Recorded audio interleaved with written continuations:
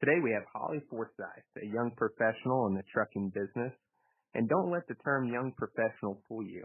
Holly is the previous chairman of the Oklahoma Trucking Safety and Security Council. She has also gained a vast amount of experience in recruiting, safety, and DOT compliance at trucking companies. Holly, welcome. Thank you for having me today. Oh, absolutely. Well, thank you for being here. You know, to start us off, I'm very curious on how you got into the transportation industry. Yeah, so, I talk to a lot of people in transportation and they'll kind of tell you like they fell into it. And that's very similar to my story. I was interning and doing a lot of things all through my safety degree and bounced around quite a bit with that, but started out with love, so, common, everybody sees those around. And saw their DOT compliance and said, well, I'll give that a try. And so got into there, wanted to get a little bit of compliance background in my repertoire of safety. I had done some other things, and so kicked off there, and then from there, I haven't really looked back. So fell in love with the industry and the people in it, and been doing it ever since. No, absolutely. Well, I love that. And you have experience in multiple different areas of the industry. Have you found one area that you're passionate about more than the others? I've really thought about this because each time I do something different in the industry, I like that portion of it a little bit more. Recruiting, I loved being able to go out and talk to different people and do all the shows and getting to do that.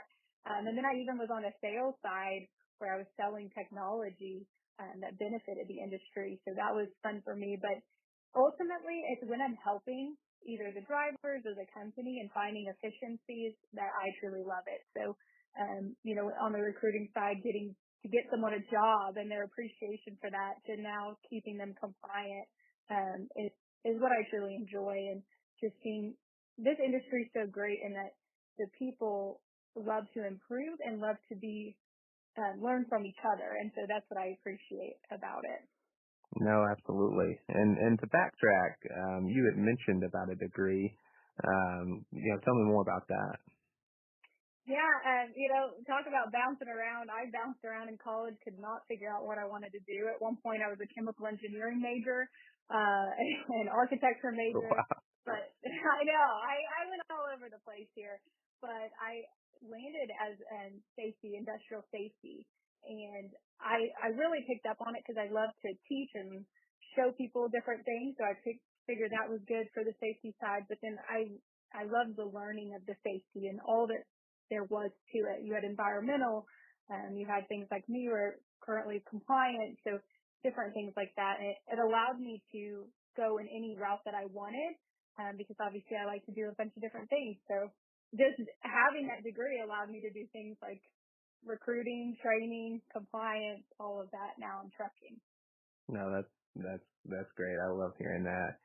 And, I was thinking about it and, just the DOT, we can just pick that apart, but there's so much information to absorb and, all of the different regulations and ever changing, and it can be complicated from the outside looking in. So how do you approach self-development, and are you always studying the industry, or how do you, when you jumped into DOT and compliance for the first time, how did you approach, taking on that monster of learning it? Man, it is, and you're constantly learning every day. I learned from a bunch of guys a little bit older than me, and luckily this industry loves to help each other out. So being a part of the Oklahoma Trucking Association, I had a lot of network there just starting out. The companies that I've worked for in the past was really helpful, but I've leaned on so many mentors that I've met throughout my years to say, hey, does this sound right to you?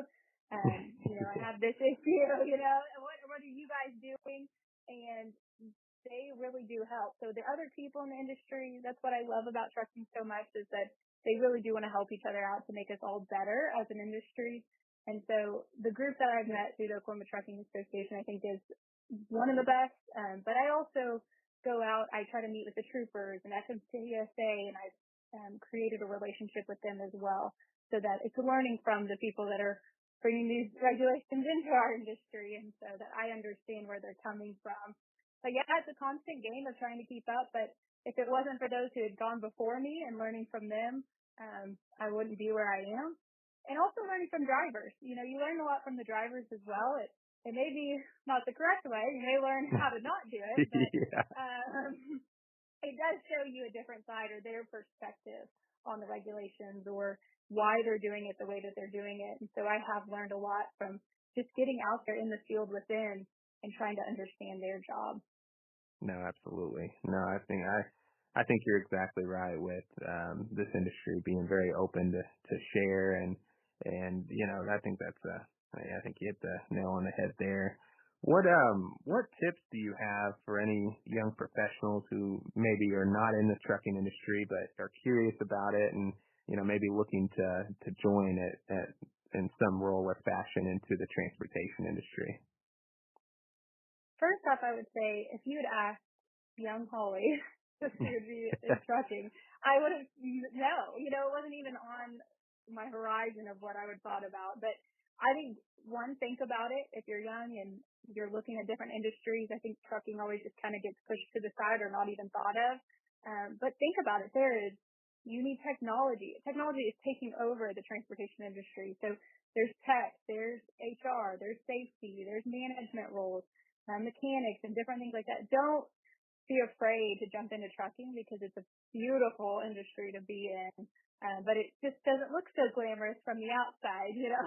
So Oh I yeah. think that's one thing that, you know, it kind of gets that, oh, I don't really want to be in that industry. But it is an amazing industry to be a part of. And I think that's one thing I would encourage young people to just at least look at it. I go and talk to different schools, and most of the kids high school age would never even consider trucking because they think of truck Wow. drivers, which is a Oh wonderful yeah. industry as well, but there is so much that goes in behind that. So if you're tech or you're economics, we need that in trucking too.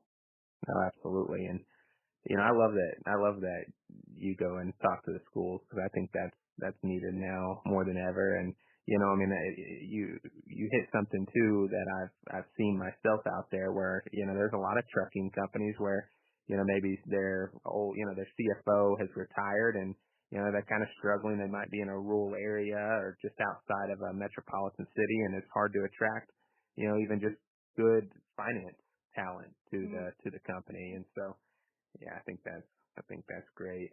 Shifting gears a little bit on the safety side of the industry, what is your philosophy on leadership and safety? And do you think that there's more power in recognizing a driver when they do a great job, or is disciplining a driver when they make a mistake? And how do you balance both of those? Yeah, this has always been a hot topic for me because I'm kind of raised a different ways. I did a presentation once over the book Carrots and Sticks Don't Work, which I'm a huge fan of. Paul Marciano is the author of that book, but basically it talks about balancing all of that, but really encouraging people, you know, through recognition and figuring out which way people basically what motivates them. And there's other ways other than just here's some money, you know, or take away some money, which I think is the go-to and it's the easiest thing to do. But at the end of the day, there's so much more that can make someone want to get home safely or do the right thing. And that book really does hit on a lot of those points of how, yeah, it may take some more effort as a company, but at the end of the day, you're going to make a more sustainable culture in your Mm. safety.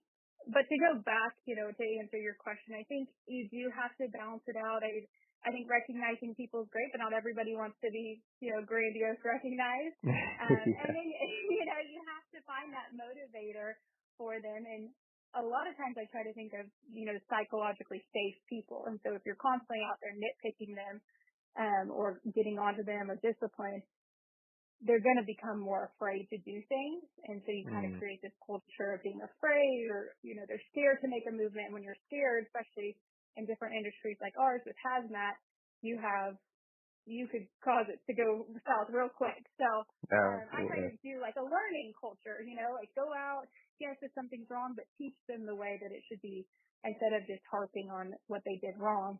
You know, sandwich it with something maybe that they did right. And I know that seems very soft for our industry, but it does help people to understand, like, hey, this was wrong, but here's the culture to learn instead of just discipline.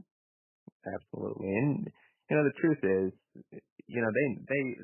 most drivers, 98% of drivers, when they make a mistake, they know they make the mistake. And truthfully, they probably feel worse about it than you were even upset about it. Yeah. They, Yeah.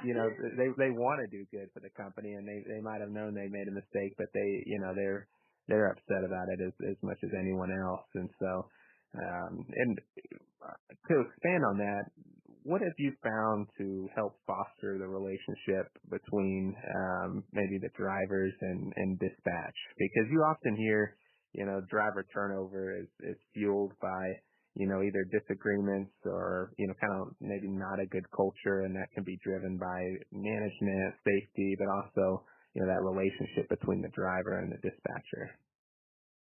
I think the biggest thing that I found is consistency. And I found that more on the recruiting side. So I was taught, in recruiting of like, don't go out there and promote something that isn't going to actually be practiced here in management and dispatch. So really start talking about, hey, the goods and the bad of a company when you're out there recruiting, because people want to come to a company that they can trust and that are consistent.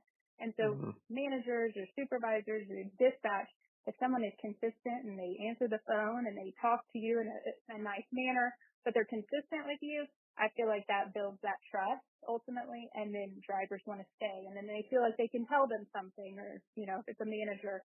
But ultimately, it's that consistency, and it does start at the recruiting, because if you are recruited and they're telling you one thing and you get there and it's complete opposite, well, that's immediately gone out the door and you've not even been there a week. And so I work really hard on that, and then that flows all the way through to management and dispatch. Yeah, and I see this all the time of drivers leave a company, and I guess the popular term is the grass isn't always greener, and you often see, I don't know if you've experienced this, but drivers will leave and then it wasn't how they expected when they get to a different company, and then a couple weeks or months they come back to the company they had just left. I don't know if you've seen that or experienced that. Oh yeah, the boomerang, the boomerang drivers. Yep. And you try to tell them, hey, but at the end of the day, I sometimes like for that to happen, because I will tell you, in most companies that I've worked for, the guys will talk, and it's like they almost talk up another company so high, and so it's like, that's great, go see if it's actually like that, and then come back and tell the other guys, like, hey, it may not be as great, or the money's not exactly what it, there's fine print to that or something like that. So, it is kind of good sometimes for them to go see other companies and see how they work, and sometimes that brings back great things for your company to learn. But it's kind of a two-sided on that one. So well, and I love, again, I'm still thinking about what you said about going to speak to schools, and I think there needs to be more of that. But do you have any other things that you think that the industry, the trucking industry in general, can do to attract more young talent? I think we always talk about, and like you said, going to schools, getting to people early, understanding that, trucking isn't this scary, kind of elusive industry, that even driving around them, we teach them how to drive around them.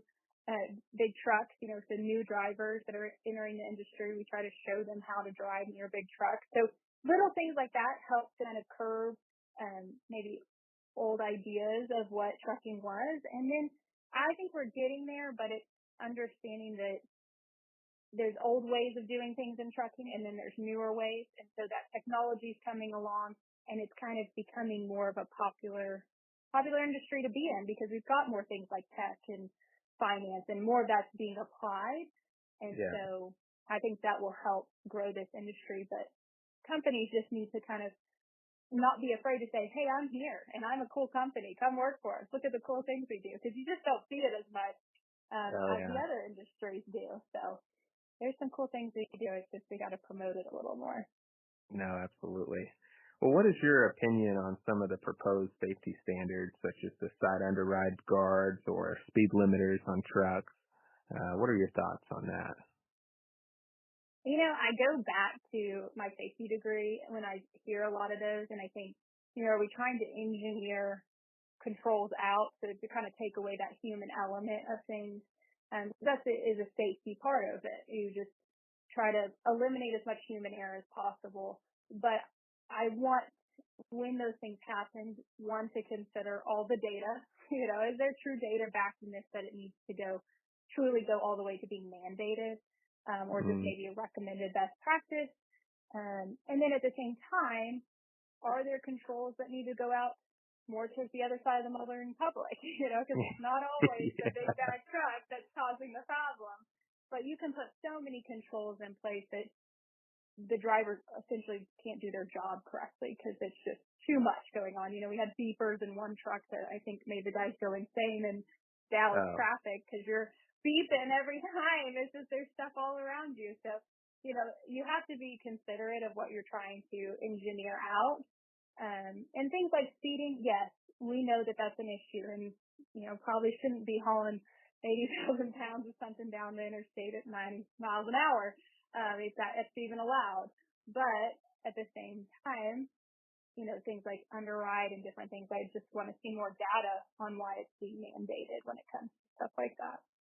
No, absolutely. And I couldn't agree more. And I think that example you gave of the driver in Dallas, I think that's a good indication too that maybe some of the people that are proposing these, and I don't even know, truthfully, I don't even know, where the force is being driven, I guess you could say, but, they probably, would benefit from maybe riding along, with some more drivers to get that on the ground, perspective.